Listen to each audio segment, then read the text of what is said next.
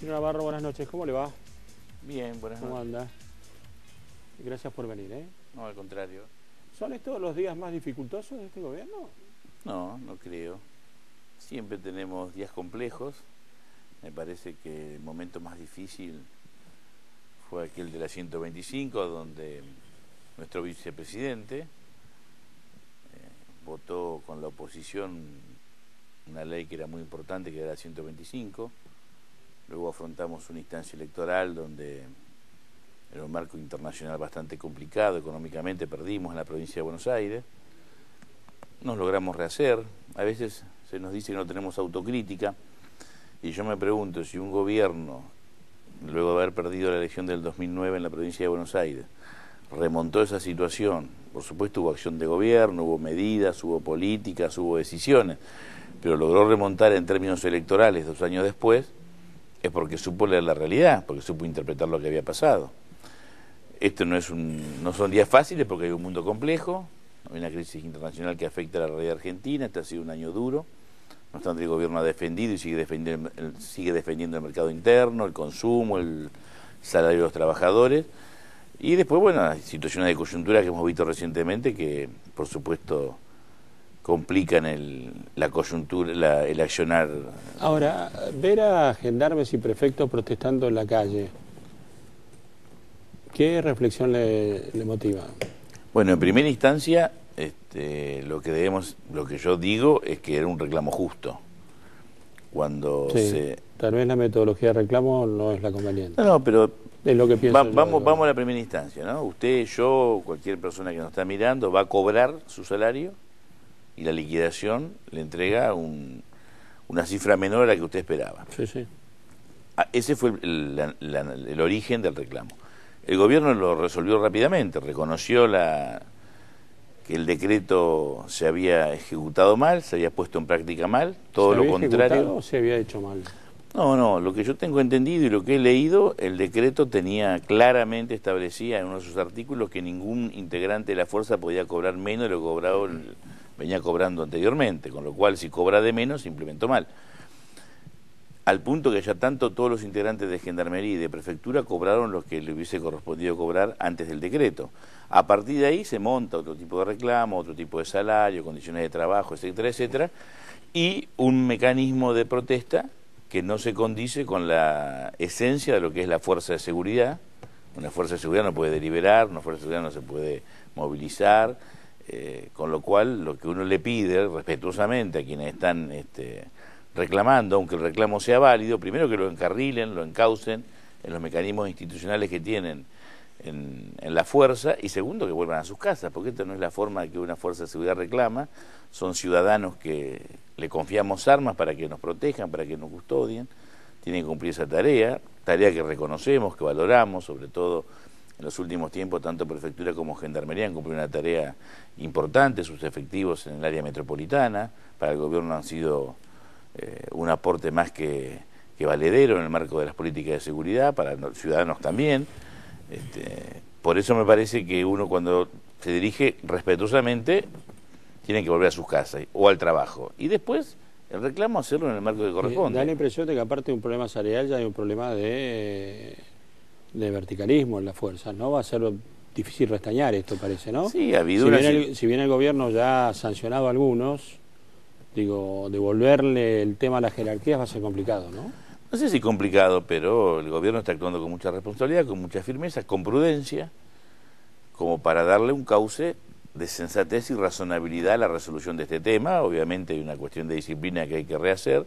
Yo confío que se va a hacer sin afectar a la fuerza, pero tampoco sin perjudicar al conjunto de la sociedad ni afectar lo que es la conducción del gobierno. ¿Quedaría el debate para usted en los debates saber si el decreto era debidamente ajustado a lo que debía pasar o...? El decreto tiene una finalidad, que era, a partir de un fallo de la Corte, restablecer en el escalafón de la fuerza un pago que no favoreciera como favorecía en forma ostensible, grosera, obscena a muchos integrantes de los mandos medios y sobre todo mandos altos de la fuerza, que mediante medidas cautelarias cobraban cifras de 50.000, 60.000, 70.000, 80.000 pesos por mes.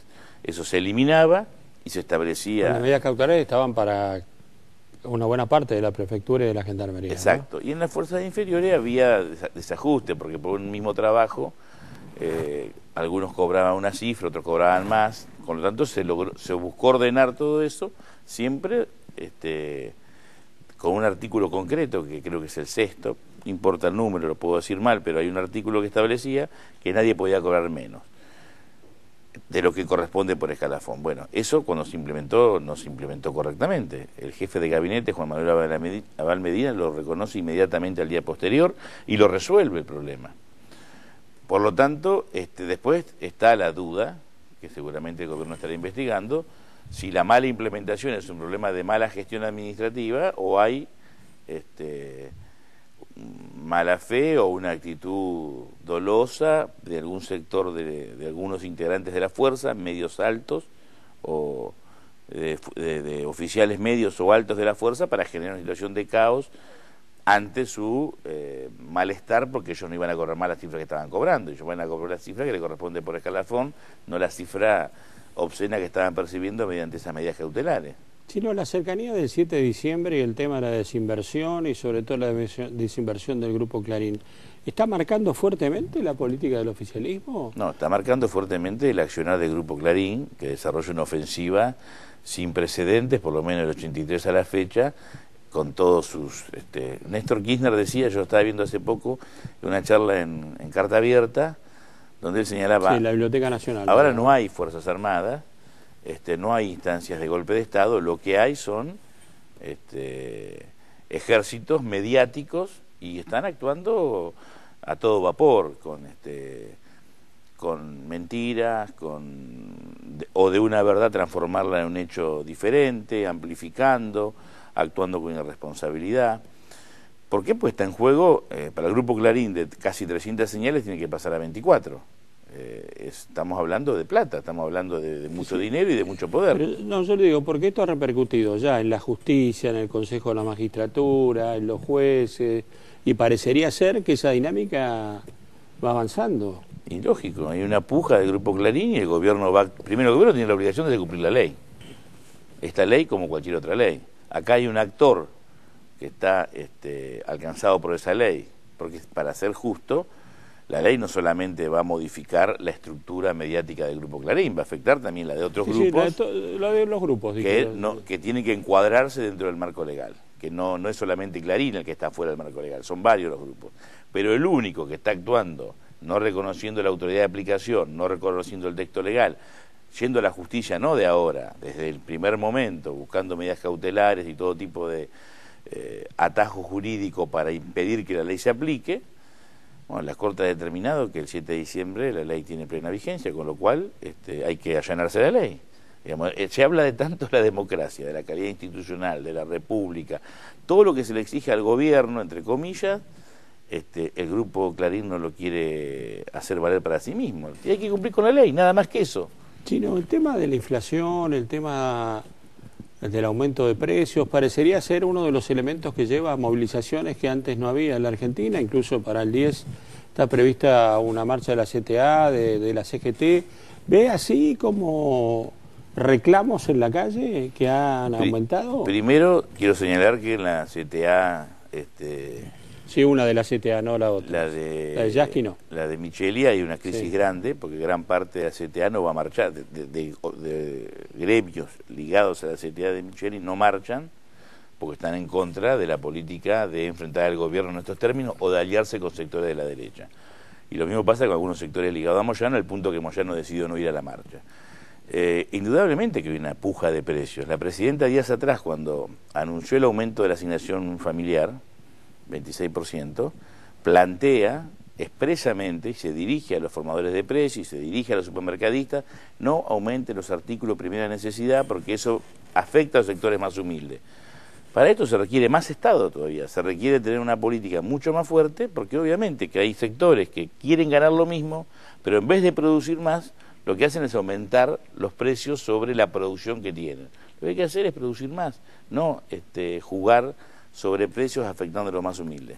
Chino, fue un gusto como siempre, muchas gracias. Gracias a usted.